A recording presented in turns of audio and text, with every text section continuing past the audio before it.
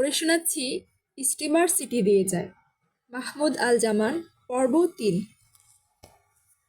রাস্তায় বেরোবে কিনা সে ভাবল।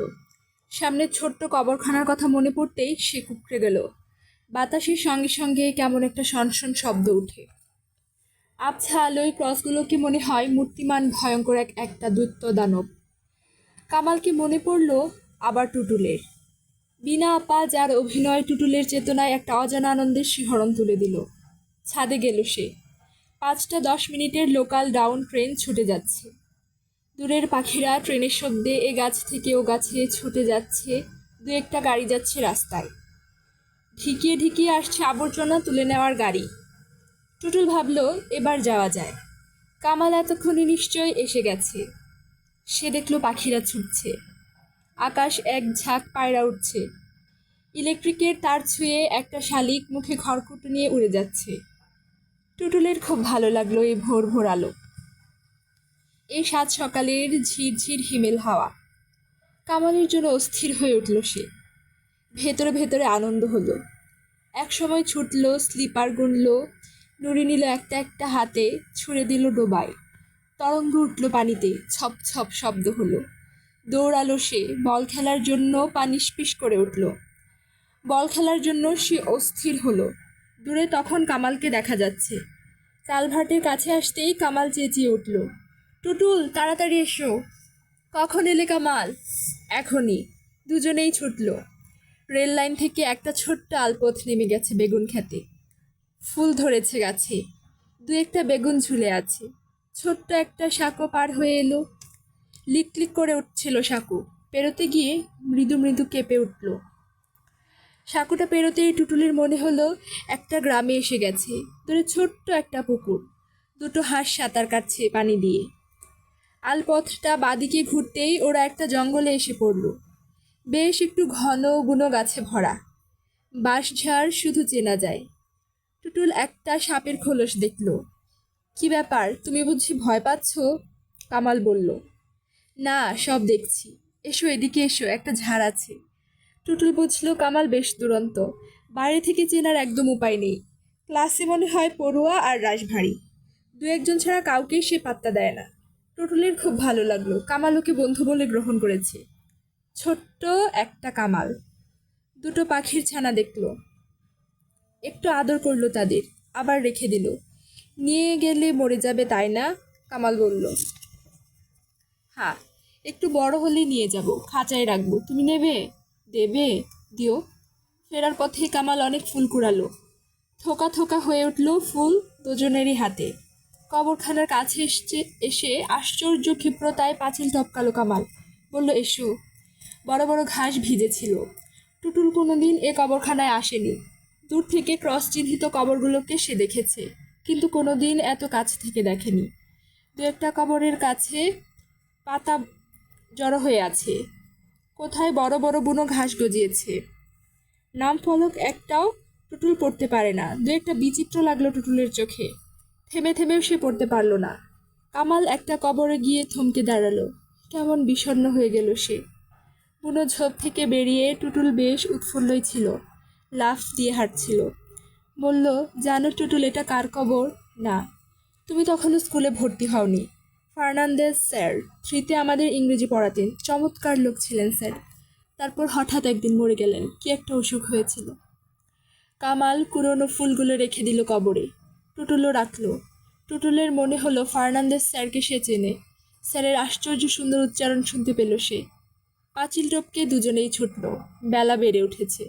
রাস্তায় কোলাহল সামান্য বেড়েছে।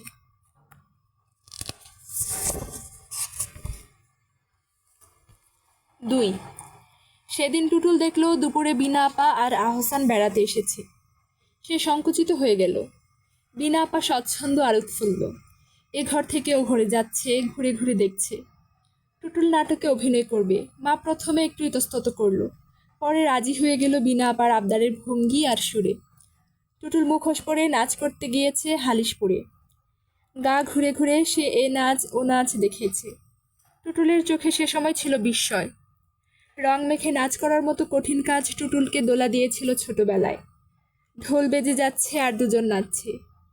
গোল হয়ে ছেলেবুড়ো সে নাচ দেখছে। এ নাচ মুখোশ পরা মানুষের মুখ তাকে ঘুরে ঘুরে নিয়ে গেছে বাজারে, গায়ের মেঠো পথে পথে। আর একবার টুটুল একটা নাটক দেখেছিল স্কুলে। সিরাজউদ্দৌলা অভিনয় হয়েছিল স্কুলের মাঠে। মঞ্চ বাঁধা হয়েছে, হ্যাজাক জ্বলছে।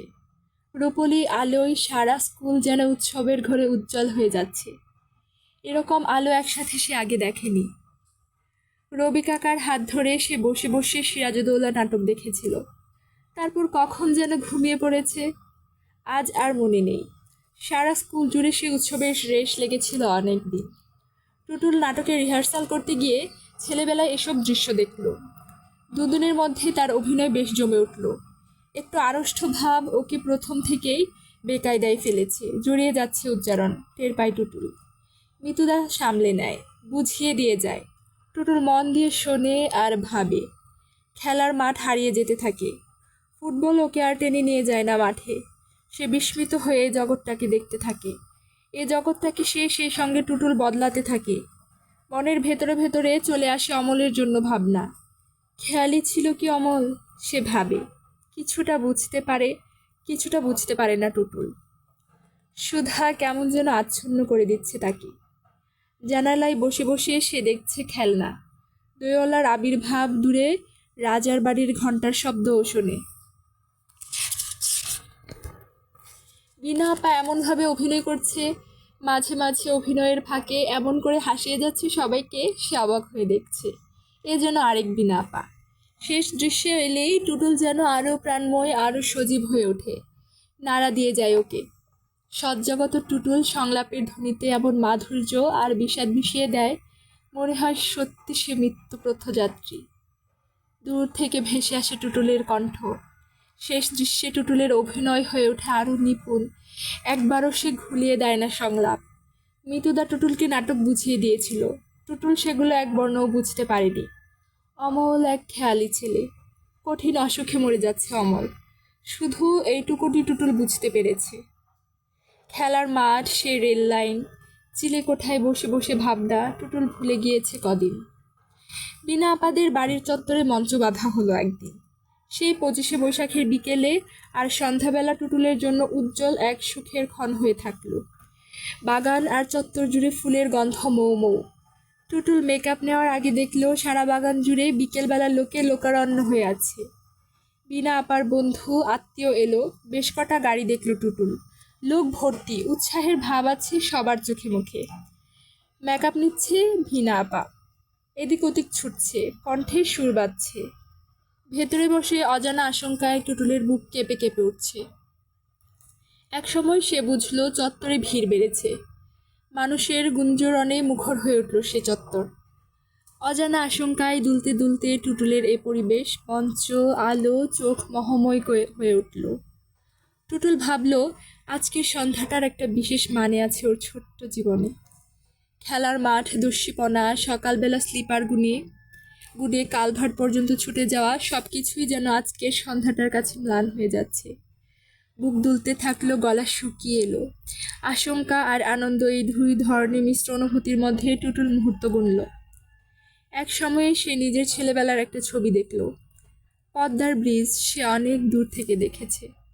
ট্রেন ছুটে যাচ্ছে, পদ্মায় ভাসছে অসংখ্য অগুনতি নৌকো। গ্রামের মধ্য দিয়েই টুটুল পদ্মা নদীর ছলাৎ ছলাৎ স্রোত শুনেছিল।